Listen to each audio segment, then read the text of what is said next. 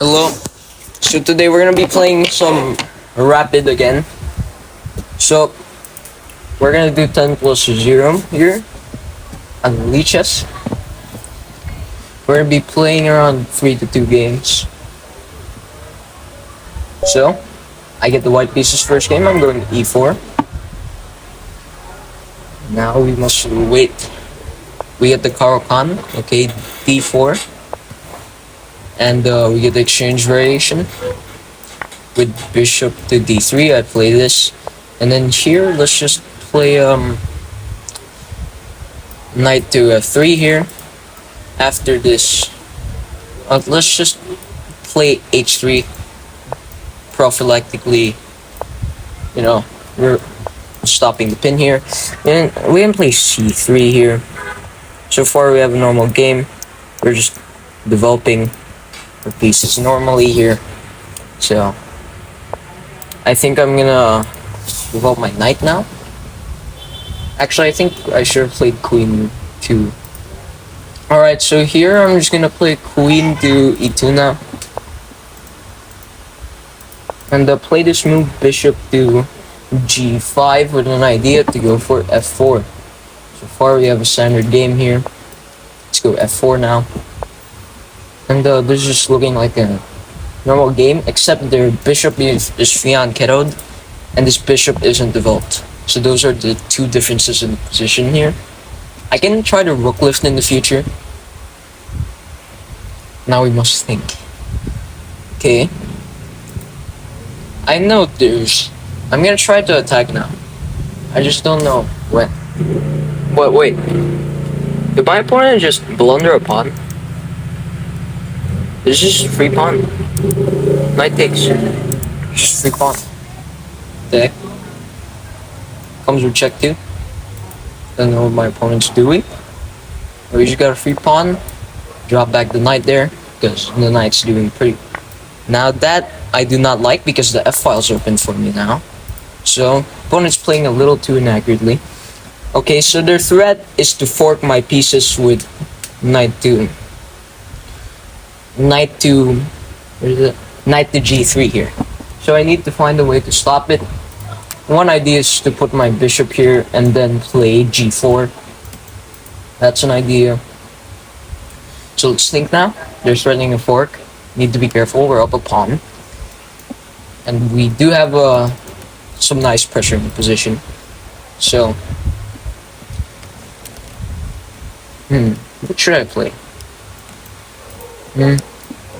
I like bishop to H4 here. Gets out of the H6 with the tempo in H6 moves. Alright, so here they offer a trade of rooks. And they also want to go over here. Here, I think I should play G3. They want to go here, that's for sure. I think we should just stop it entirely with queen to queen to G4 here, stopping this. If you take, I always get the file, so not good for you. They're probably gonna play this. Oh wait, no, they can't. Forgot the pawns here. Alright. Maybe I can sack in the future. So they trade a bishop. Pretty nice. And annoying. But they hang a pawn. Again. So, really here, I can just isolate your pawns, and then take this with check. And my opponent is just down a whopping 3 pawns here. So,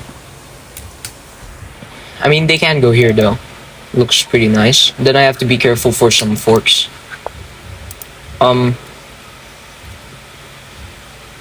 What should I do here?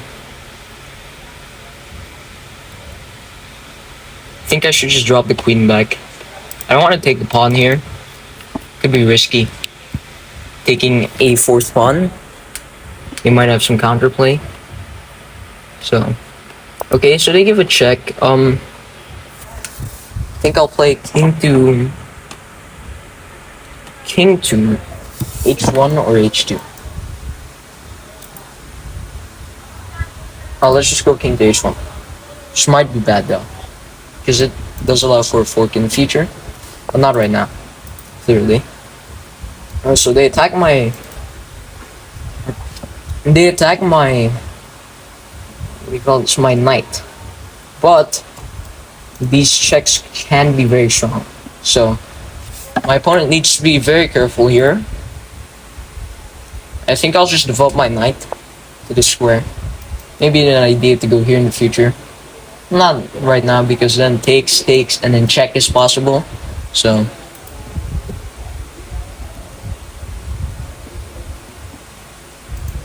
I can definitely push this pawn in the future, since this is a pass pawn. It's a passer. I mean, this check is just strong. This check is just strong. So, what if I play king to... Wait, no, I can't. I think I should just attack the knight. I think attacking the knight, forcing it to leave, is a good move. Because this knight is getting a bit annoying. Also, with queen to c2, I prevent the queen from entering through the e4 square. But they do get this, but then I just play rook a e1. Need to make sure. Oh wait, if I go here, isn't there just a rook sack, and then after takes, there's this check and this and a fort I can't take. But then this comes in, forcing this. No, not forcing. I need to be very careful here. I think I should go for queen to d1. I think that's the best way. Because if I would have went here, there would have been tactics over here. Okay, so they go over here. I mean, this check seems pretty strong, because it forces a trade of the bishops. Your dark squares are weakened. But also my knight's kind of in a pinch right now, so I do have to be careful. g4, g5 is not possible yet. What should I play here? So my knight's in a pin now. I can give this check. Seems strong, but I don't know. Might be getting some counterplay over here. So I think I should just give this check. Starting to get low on time here, so I need to be careful. I do have this pass pawn, 2 connected pass pawns, so I can push it in the future. They offer a trade of their strong bishop. I will gladly accept that. Here, I'm gonna defend the weak D pawn, the G pawn, playing queen to D2. Not only that, connecting the rooks, putting pressure here. So knight to G5 is kind of strong, I think. So here, what can my opponent do? Maybe try to like make the knight more protected. So they go here. You know, an idea to go here in the future. But this double attack seems very strong. Attacking this and attacking this. What are you gonna do? This knight to h4 is very strong. What are you gonna do? Knight to h4, is that just winning? I think it is. Let's play it. Double attack on the knight and the rook. So what will my opponent do? If you go here, then I just take this with the rook, not with the queen. I can still take with the queen, but oh, with my knights, I don't really know what to take with here. So what's their defense here? They can't take this because it's defended 2 times. If they take, that's just a blunder. So they go over here, but that's just a blunder because I can just take with the rook. So completely winning. We're just up 8 points of material here. I mean, they're threatening this check, but I mean, I can just move the king out of the way. So nothing there. And then I'll move my rook here, prepare some checks. Do you take I'm probably just gonna go check. I still have 2 connected pass spawns. So, it's just advantageous. They resign. Okay. So, analyze that later. Alright, let's play our last game. Okay, we get the black pieces, and I can play the Sicilian after e4, c5. We get the open Sicilian. And here, the Rossolimo. Against the Rossolimo, I'll play g6. And after takes, I'll take with the d-pawn. I'm gonna learn more about the Rossolimo later after this game. So, see here, queen to c2 defends this. So we move. Now I need to think here. So they've played this. This is a very similar structure. Let's just develop our knight. If we go here, I think I can just play some attacking moves. Alright, now we can just castle. Just castle. So far we have a normal game. Okay. Our bishop's active, that's for sure. I can play e6 now. We do have the bishop there. But this bishop isn't really doing anything. The c8 bishop. So I'm thinking about a6, b5 things in the future, but then this pawn's always hanging in the end. Or maybe rook goes to b8 now, but then the bishop goes here. So need to find a way. We need to find a way to exploit these squares too. Apparently they have this weak backwards pawn. You don't want to let them push it. I'm thinking I should exchange this knight. This knight is a defender. With knight to either knight to g4 and then the knight goes here, forking, or knight to d7. I think knight to g4 is a more active one. Check two. Maybe our knight should try to go here. But it's gonna be a very long maneuver because our knight needs to be on one of these 4 squares. This one's only accessible. We'd have to put our knight on e8, then here, then there, and then here. But that's very long. I don't really know if I want to do that.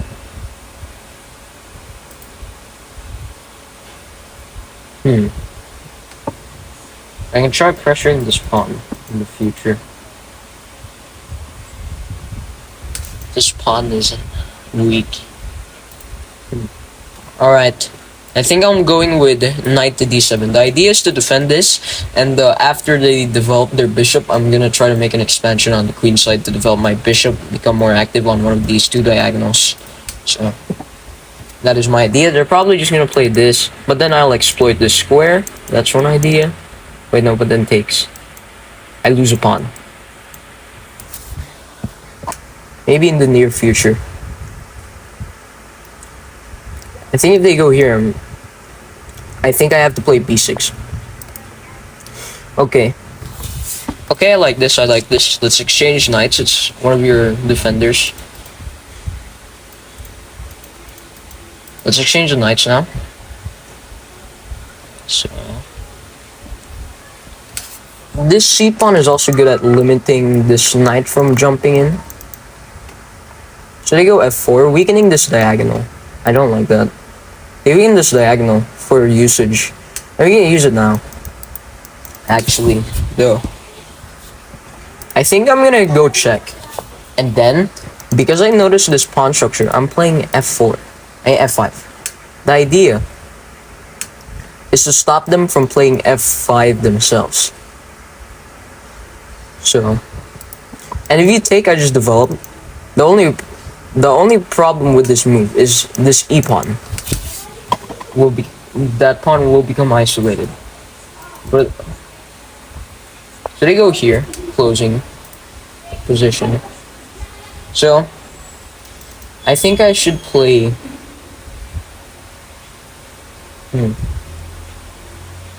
Bishop's looking kind of trapped there. I think I have to play e6 here. Okay, e6 opens up this. The problem, I think I'm gonna see this, but then I'm gonna be undoubling my pawns. I can try to go for this now. The a6 b5 maneuver. And also try setting up an attack. What should I do? Need to think here. Our bishop is not looking so good. I want to play this, but I can't play now. a6 b5. No, they just go here. I think I should pressure this pawn. What should I do? My bishop's looking terrible. Need to find a way to open things up. This bishop's gonna be lost. So, what should I play? I can try to go for g5, but then after takes, they just take with a bishop. So, I guess this is a weakness. What should I do here? No, I'm going for a6. We go here. I'm going here. If you take, I take with queen. Oh wait, no. I have to take with the pawn. Okay. Okay, at least I'm opening up this diagonal. We have an opposite colored bishop if you take. You probably should take. So I lose a bishop here. Okay. Interesting. Okay, our bishop's gonna go here. So if you ever take, I just take with this pawn right here.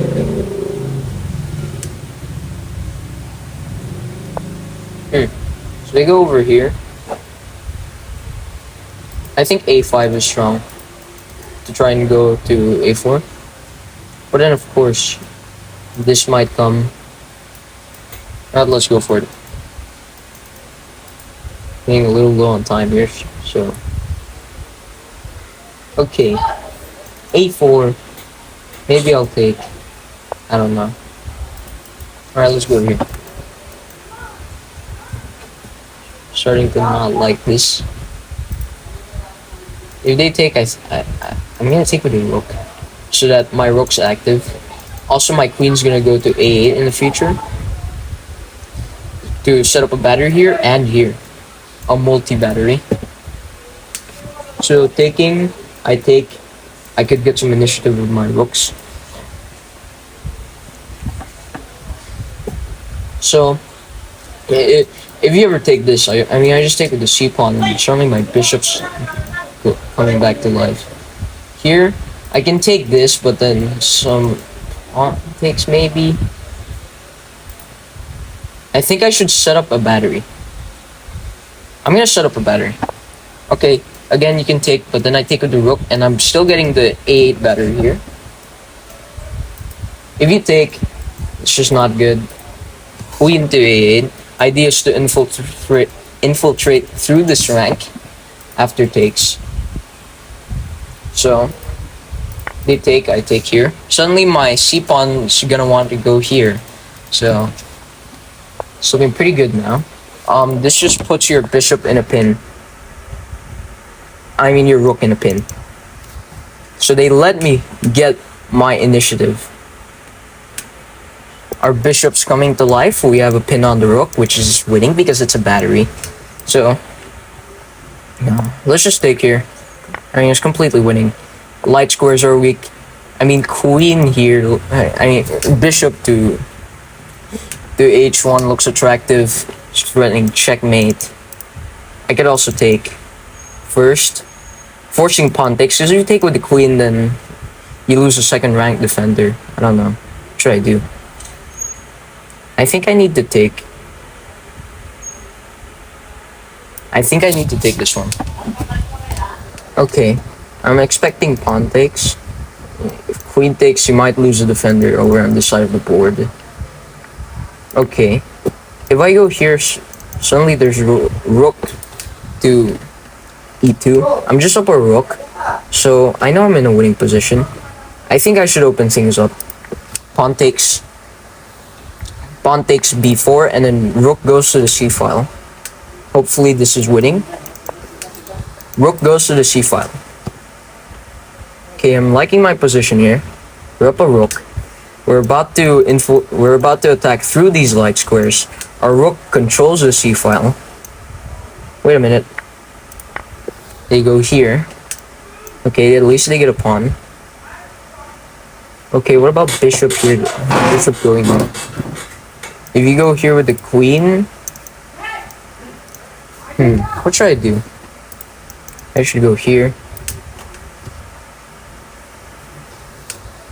What if I go here with the rook? That looks nice. Alright, you know what? I'm going there with the bishop first. So I'm threatening queen here. There's no checkmates. Because my rook holds this weak pawn. So I'm now threatening to immediately checkmate them on the g2 square. And I want my rook to infiltrate over here. So rook, I think I can just play rook to b6 here. Rook to b6 attacks the bishop. Actually, I can even play rook to rook a c6 here. I think that's a nice move.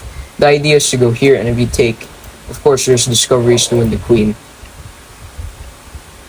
Let's play it. I'm low on time. I gotta be careful. Very low on time right now. I don't like this. It's actually a very annoying move. I think I'll just... Okay. Does that win a queen, or did I just blunder?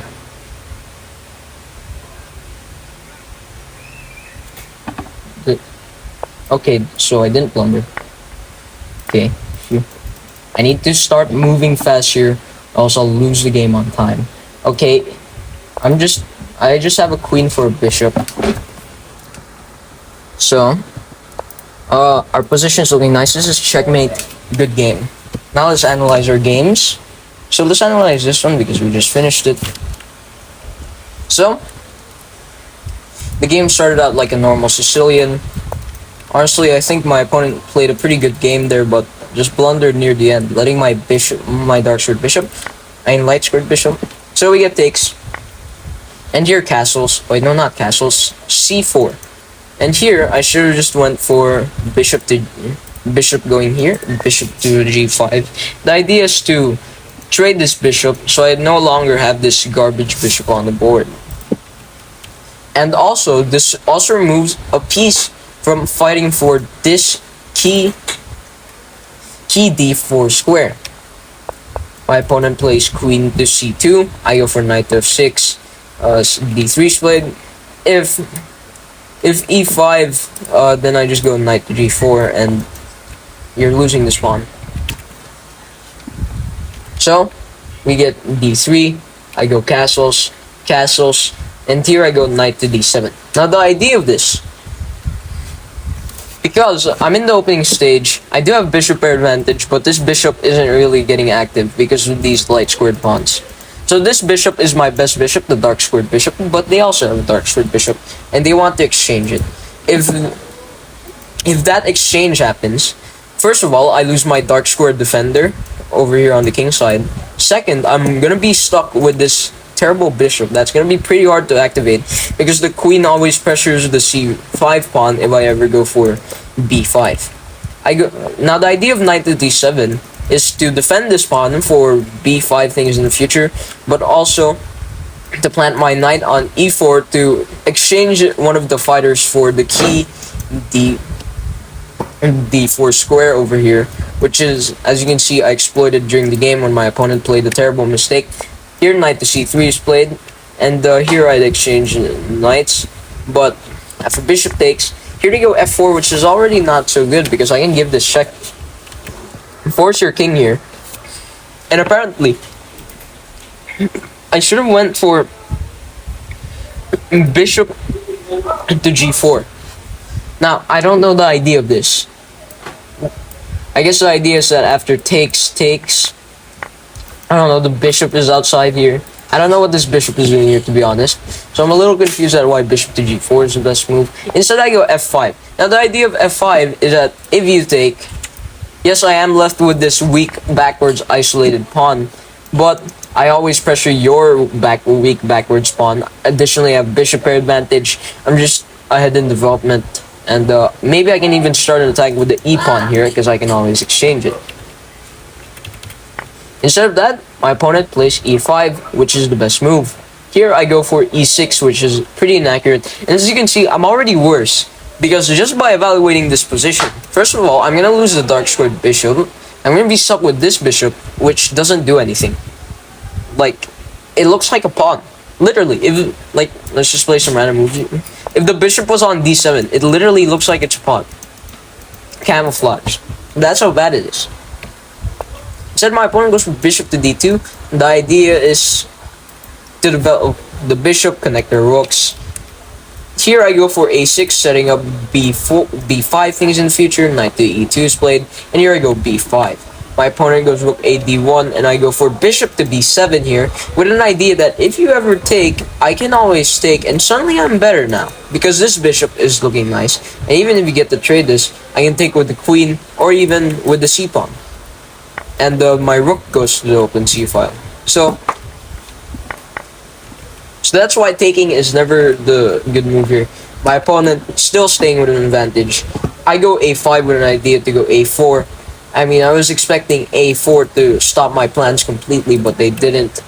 And here they go rook f3, putting it in the line of sight over in the future, which they forgot. I go a4. They played g3. Now, g3. First of all, this is just strategically a bad move, even if I didn't have a light squared bishop. Because why would you put 4 pawns on the same square color as your only bishop? I mean, that's just strategically a bad move. Like, you should probably try to get your bishop on this diagonal first, before playing g3. Also, because I have a light squared bishop, it weakens your king so that if you ever take, then you're losing a rook, which is exactly what happened in the game. Rook a6 here, and h4 is played, starting an attack. Maybe I go queen to a8, setting up a double battery, potential double battery, because both of these batteries aren't open yet, but with queen to a8, this is probably my favorite move of the game, queen to a8. The idea is that if you take here, I suddenly get the bishop battery. But let's just play a random move here. Like, let's say knight goes back here. Just a random move. Now I'm going to take, and I'm going to infiltrate through the a file here. Something like rook to a8 seems nice. So that was my whole idea, to set up 2 batteries that could potentially be active. So I at least get some initiative in the position. But here my opponent takes, and here c5 is a big threat in the position. So my opponent should have played c4, c5 themselves, and I would have been stuck with this terrible bishop. I would have had to, now my bishop is just a pawn here, and I don't know why the computer is saying it's completely equal. Okay, I get it now, I get it. Because their bishop is trash too. Okay, makes sense. Here they go for b4, blundering c5 here, and then I just took the rook. And I slowly went for the attack, and here they resigned after rook ac6. I mean, they resigned after they take, and then rook c2 is a check from the queen. And then after takes, I slowly won the game with a checkmate. I mean, not slowly, it was just 3 moves after I won the queen. This is just checkmate. So let's go into our previous game. How do I check that profile? Games. And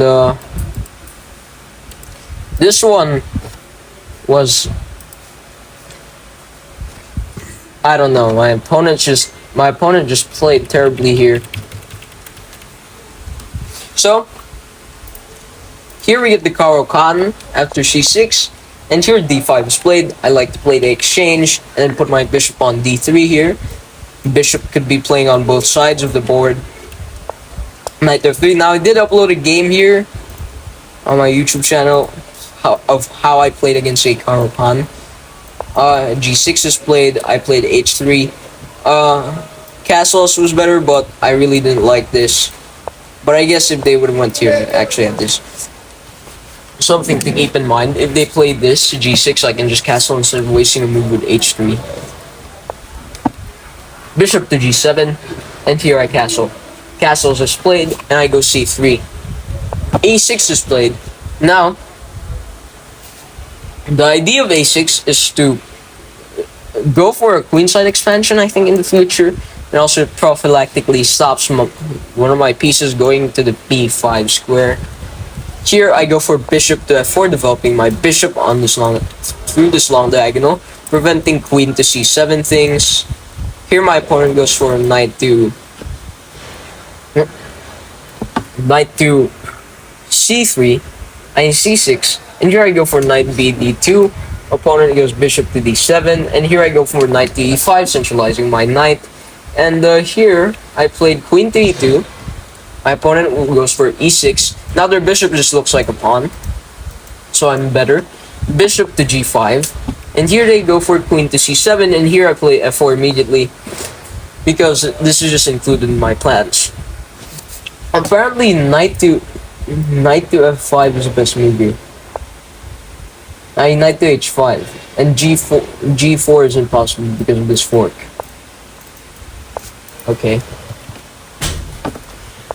Here king to h8 is played, and they just blunder the full pawn. And then I just put my knight back. Now I just have a better position. I have the open f file. And here, I should have played queen to e3, a more active option, trying to trade off their dark square defender. Instead, I go for bishop to h4. Suddenly, the advantage isn't that big because they could have played bishop to h3. Maybe the idea is to control this long diagonal, threaten g5 things. Here they go rook f8, and here I go for queen to g4. Now again, queen to e3 is still a good move here, controlling both entry points. But here I go for queen to g4, and here I take and then take. They blunder a second pawn. And here they go king to h8. Queen takes e6 here. Knight to f4. And I could have even taken a fourth pawn. Don't know why I didn't do that. Every time I play a chess game and my opponent blunders 4 pawns, I don't really trust them, so I don't take, even if it's completely winning. I go queen to b3. Knight to e2 check is played, and here I went king to h1.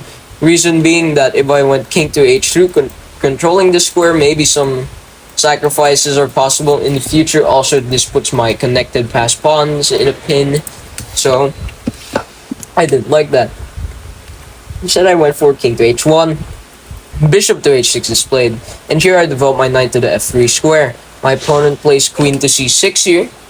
I go for queen to d1 because I didn't like this, because then this rook sack is possible all of a sudden, and after something like rook takes, then knight takes, d4 is powerful move in the position.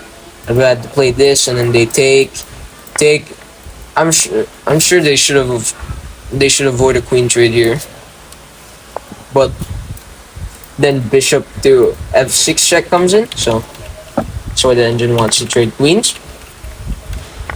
Didn't want to go into that line, so instead I played queen to d1, knight to f4, bishop to f6 check, bishop to g7. I go take, and then queen to d2.